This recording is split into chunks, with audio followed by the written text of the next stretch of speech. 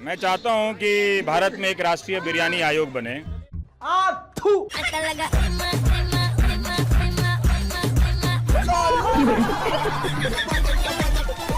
इतने तेजस में तो आ गए हैं दोस्त कि हम खान पान को इसलिए विवाद में ला रहे हैं। मकसद एक ही है, कभी हम इलाका को लाते हैं, कभी हम भाषा को लाते हैं। मकसद ये है कि लगातार ये प्रक्रिया चले। ये इसलिए किया जा रहा है कि लगातार वो जो कम्युनलाइजेशन जिसे आप कहते हैं, सांप्रदायिकरण, उसकी प्रक्रिया चलती रहे। ऐसे कुछ लोग होते हैं जिनकी पीन अटक जाती है तो एक चीज दिमाग में भर जाती है तो बोलते रहते हैं। तो जब और आपका ध्यान बुनियादी सवालों की तरफ ना जाए। सरकार ने अपने बाकी सारे काम पूरे कर लिए हैं। सभी लोगों को रोजगार हो गया है, सभी के पेंशन की व्यवस्था हो गई है, सभी को अस्पताल और सरकारी स्कूलों में अच्छी शिक्षा की व्यवस्था हो गई। अब जब सारा काम हो गया है तो आदमी क्या करेगा? खाने पीने की ही बात करेगा। तो जब सारा काम हो गया है तो खाने पीने की सरकारें बात कर रही हैं। मेरा एक आइडिया है, मैं चाहता हूं कि भारत में एक राष्ट्रीय बिरयानी आयोग बने और उसमें उनको न्यायिक पावर मिले और जो लोग सदस्य बनाए वो सदस्य हों जो बिरयानी खाने के शौकीन हों।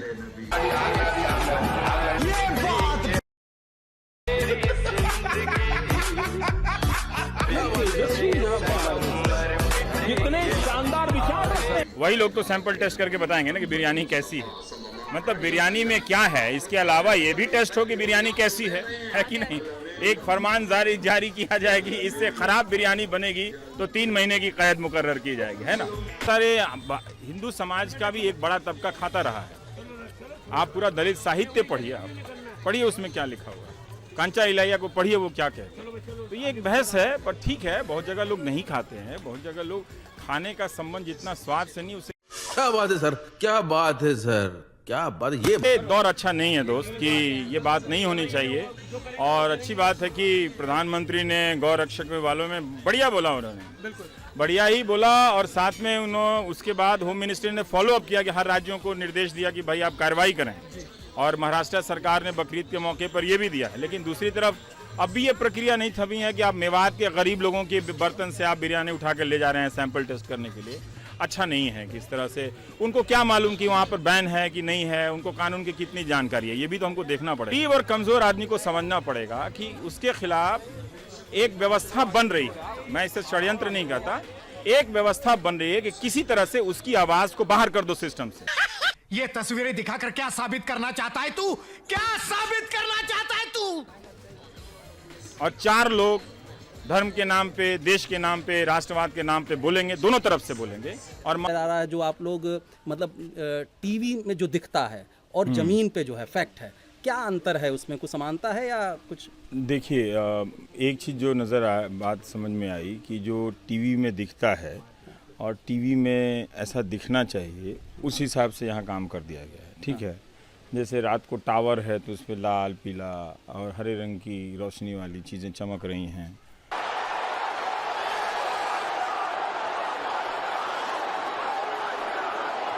वो व्यवस्था तो होनी चाहिए। तो इन पैमानों पे मैं देख रहा हूँ कि बुरा हाल है, यहाँ के लड़कों का बहुत बुरा हाल है। तो इसलिए इसका असर चुनाव पे पड़ेगा?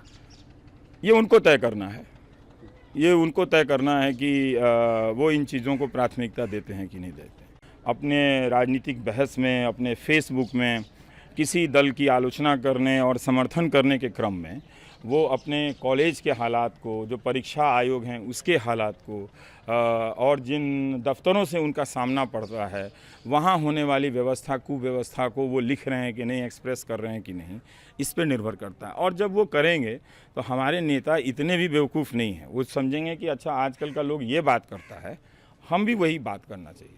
वो करेंगे तो उससे प्रेशर से कुछ चीज़ें ठीक होंगी।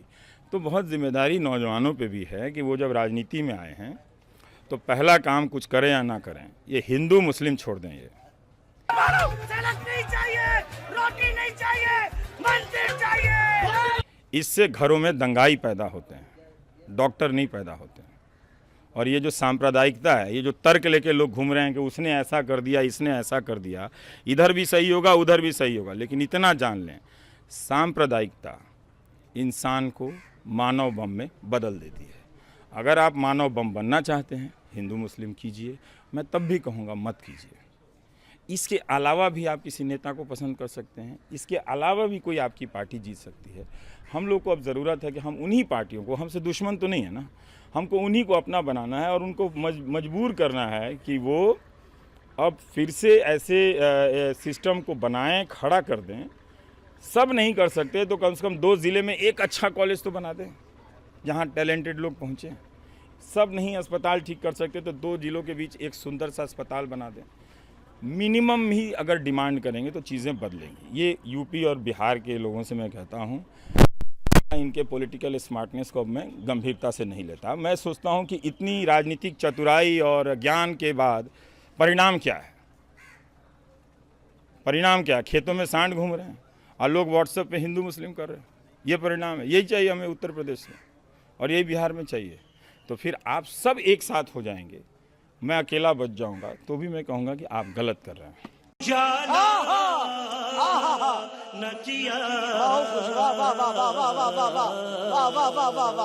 गांठ बंधन है ये, गठबंधन नहीं ये गांठ बंधन है। अब जनता बताए, म्यूजिक म्यूजिक म्यूजिक, अब जनता बताए, अब जनता बताए, ये गठबंधन क्या देश के हित में लड़ना चाहता है कि नहीं। अरे दादी भी कहती थी, गौरव भाई सुनना, दादी भी कहती थी गरीबी हटा देंगे, दादी भी कहती थी गरीबी हटा देंगे। उनके बेटे राजीव जी भी कहते थे गरीबी हटा देंगे।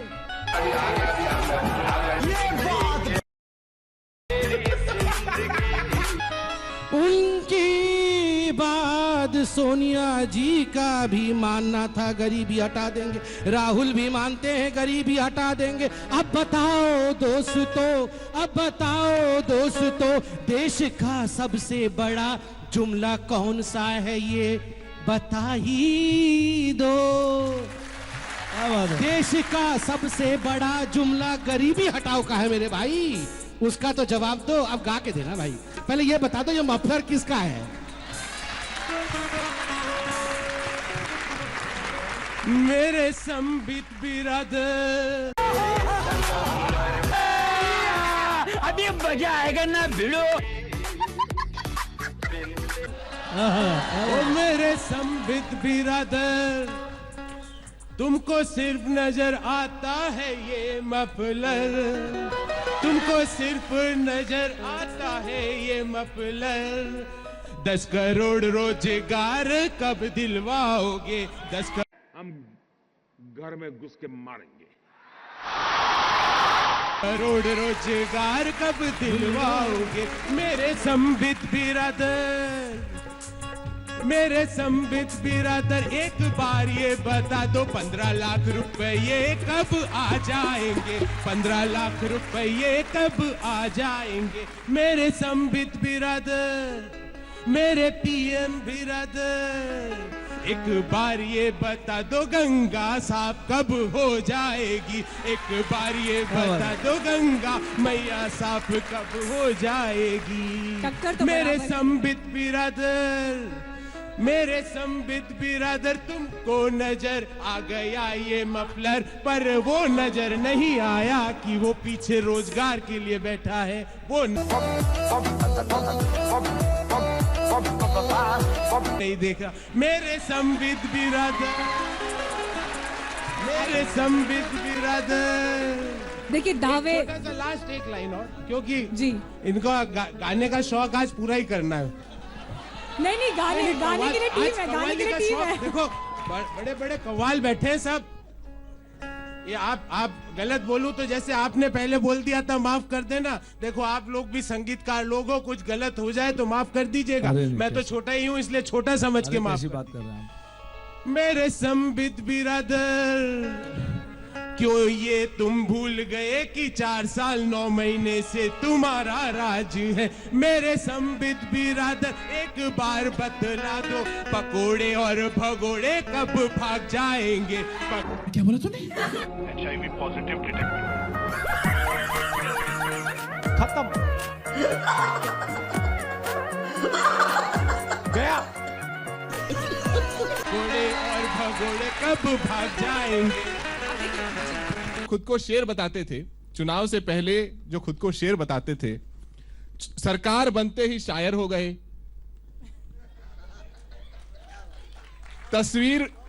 तस्वीर बदलने की बात करने वाले आज अपने ही भाषण की तालियों के कायल हो गए। कहते हैं मेरे जुमले जिगर जनता बोले इधर। अब माहौल ऐसा है, मेरे जुमले जिगर जनता बोले इधर, बात जाने की आई मजा आ गया। अच्छे दिन कह गए पर लाए नहीं, अब जनता भगाए मजा आ गया। आज माहौल ही शायराना है। संबित जी अब जवाब आप दे ही दीजिए। एक तो जो उन्होंने पूछा वो भी, और मैं पूछ रही थी राजनीति का मनमोहन देसाई कौन है। देखिए मैंने डिसाइड किया है आज सब गा के ही दूंगा, और इस वाले को तो बिल्कुल छोटे में, और जो अभी हो रहा है उसको गा के ही दूंगा। आप इस फुल फ्लेजेड म्यूजिक बजाइए, मैं परफॉर्म करता हूं। यही चर्चा है, पर्दा है पर्दा, और ताल भी दीजिएगा साथ में बिल्कुल। चर्चा है चर्चा, चर्चा है चर्चा, चर्चा है चर्चा, जीजे की चर्चा। ये तस्वीरें दिखाकर क्या साबित करना चाहता है तू? क्या साबित करना चाहता है तू? चर्चा है चर्चा, जीजे की चर्चा। लंदन में फ्लैट वालों को बेपर्दा न कर दूं तो, लंदन में फ्लैट वालों को बेपर्दा न कर दूं तो, मोदी मेरा नाम नहीं है। चर्चा है चर्चा, चर्चा है चर्चा, जीजे की चर्चा। क्या जानते हैं ना कौन है? संबित जी पर्दा है पर्दा पार्ट 1 पार्ट 2 अब यहाँ है। पर्दा है पर्दा, पर्दा है पर्दा, ये मोदी जी के लिए है, और राहुल जी कह रहे हैं जवाब दे रहे हैं इसको वापस। पर्दा है पर्दा, नोटबंदी के रुपयों का पर्दा, नौकरियों के आंकड़ों का पर्दा, एनसीआरबी के आंकड़ों का पर्दा, महिलाओं पे अत्याचार का पर्दा। अरे कितने पर्दे रखना चाहते हो तुम, अरे कितने पर्दे रखना चाहते हो तुम, 2019 में बेपर्दा कर दूं।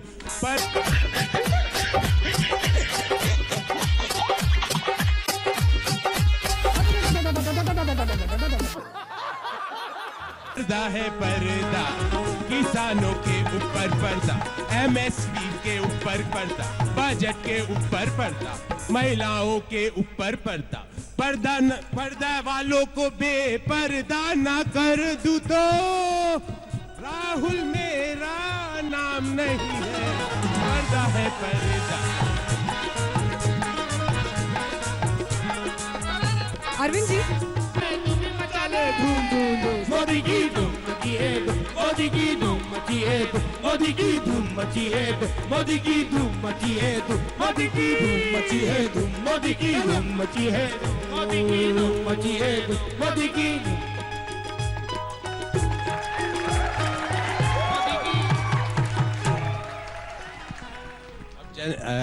आपकी बेहतरीन कव्वाली पे जनता का जवाब। भूल मची है भूल भूल भूल, भूल मची है भूल, भूल मची है भूल भूल भूल, भूल मची है भूल। ये एक ही भूल है कमल का फूल है, ये एक ही भूल है कमल का फूल है। भूल मची है भूल मची है, भूल भूल भूल भूल भूल, भूल मची है भूल भूल भूल, भूल मची है भूल। सबको पता है, सबको पता है, सबको पता है, जुमले देता है, झूठे वादे करता है। सबको पता है, जुमले देता है, झूठे वादे करता है। भूल मची है भूल भूल भूल, भूल